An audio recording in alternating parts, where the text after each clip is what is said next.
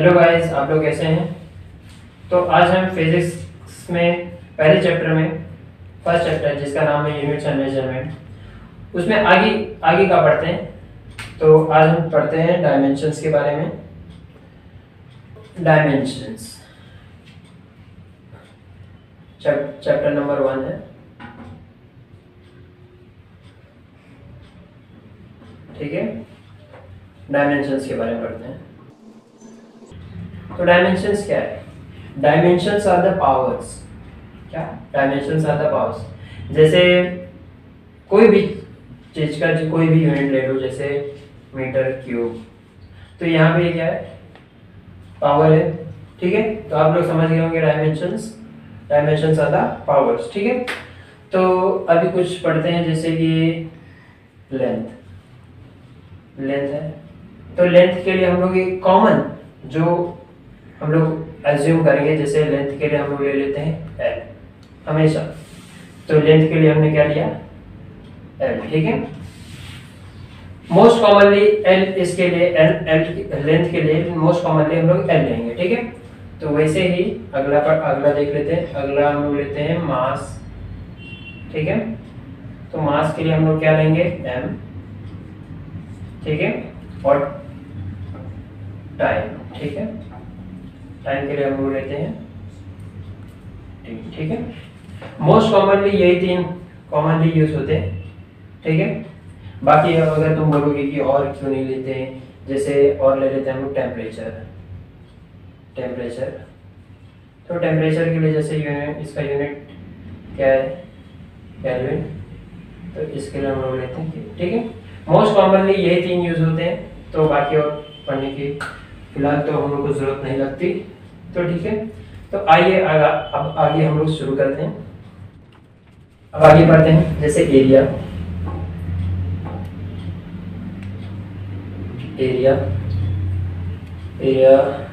Metre square, ठीक है। तो इसमें इसका क्या मतलब हुआ? एल का स्क्वायर, समझे। लेंथ ही हुआ ये एक तरह का, लेंथ में ही गिना जाएगा, ठीक है। अब आगे बढ़ते हैं, जैसे हम लोग ले लेते हैं वॉल्यूम।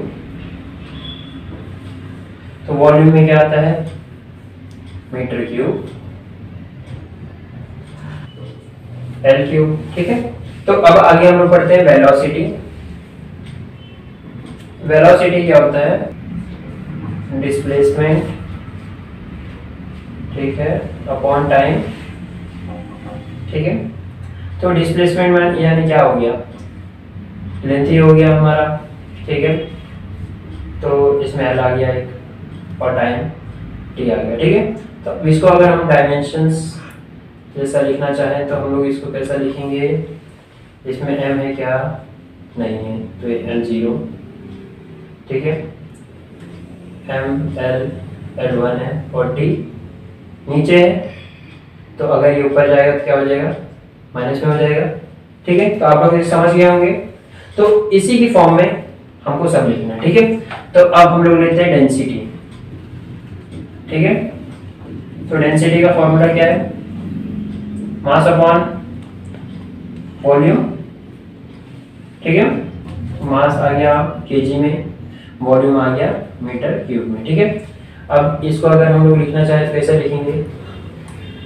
अब ये जैसा हो गया, अभी हम लोग केजी मास हो गया एक तक, और ये क्या है? समझ गए होंगे आप लोग, तो ठीक है। अब इसको हम लोग ऐसा लिख देते हैं।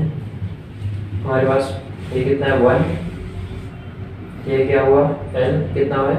3। अब देख लो ये नीचे है, अभी ऊपर जाएगा तो क्या हो जाएगा? -3 हो जाएगा। इसकी पावर नेगेटिव हो गई।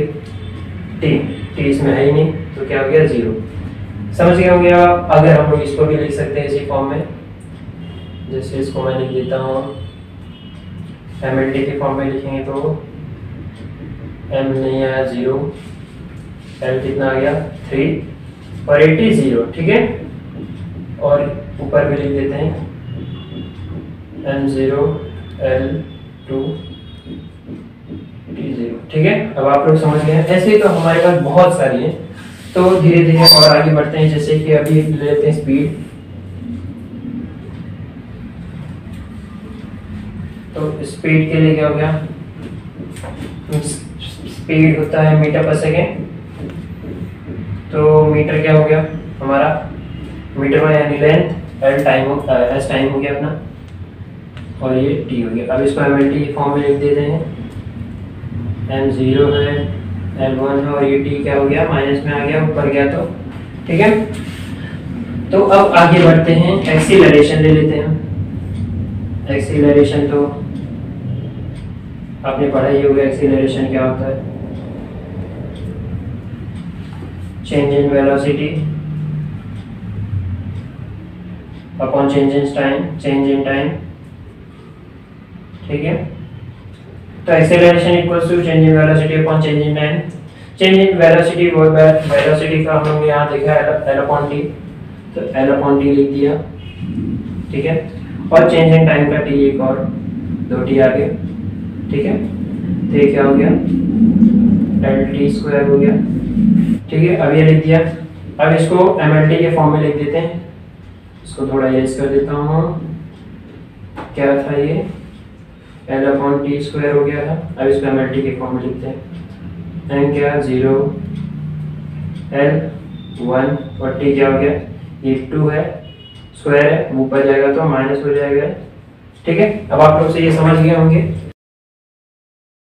तो अब हम लोग अगला पढ़ते हैं फोर्स।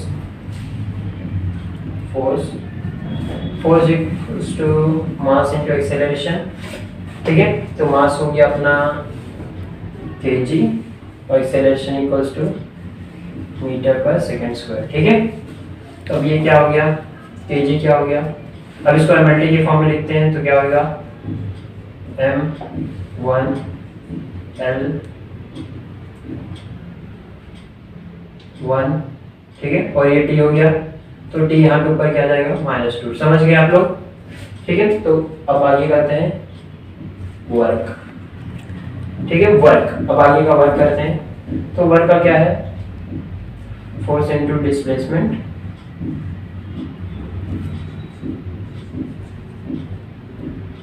ठीक है। तो फोर्स इनटू डिस्प्लेसमेंट क्या होता है, फोर्स हमारा यहाँ से आ गया, ठीक है। तो इसको सीधा सीधा एमएलटी के फॉर्म में क्या लिख देंगे हम लोग, ये हो गया, ये हो गया एक, और इसका डिस्प्लेसमेंट क्या हो जाएगा अपना, डिस्प्लेसमेंट यानी एल, ठीक है। तो अभी क्या बन गया टोटल, एल ये 2 हो गया और ये टी -2। तो अब आप लोग समझ गए होंगे। अभी फिलहाल हम लोगों ने कर लिया है। अब आप लोग समझ गए होंगे ये कैसे मैंने फोर्स वापस से ले लिया, वापस हम लोग को करने की जरूरत नहीं है। फोर्स हमें यहाँ पे मिला है, तो यही हमने इस फोर्स पे वापस उठा के रख दिया, ठीक है। आप लोग समझ गए होंगे। और ये डिस्प्लेसमेंट का एल, ठीक है। तो अब आगे बढ़ते हैं। तो अभी हमने क्या किया था, अभी याद दिलाते हैं आप लोग को, वर्क का हमने क्या लिखा था, यहाँ पे बगल साइड में लिख देते हैं, देखिए कैसे हम लोग को काम आएगा, ठीक है। ये हमें नीचे मिला था, ठीक है। तो अब लिखते हैं पावर का,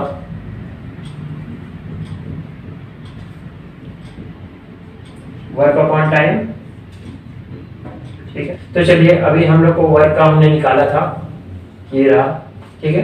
तो इसको एज इट इज लिख देते हैं, ठीक है। ये टाइम टी हो गया। अब इसका क्या होगा, m1 l का स्क्वायर t का -3 हो जाएगा, ये ऊपर जाएगा तो माइनस में हो जाएगा, ठीक है। तो इसकी पावर नेगेटिव हो गई। तो इसी के साथ इसको यहीं पे खत्म करते हैं। चलो एक और एग्जांपल ले लेते हैं एनर्जी का, ठीक है। एनर्जी का कर लेते हैं। तो एनर्जी क्या होता है, एनर्जी यानी जूल, जूल होता है।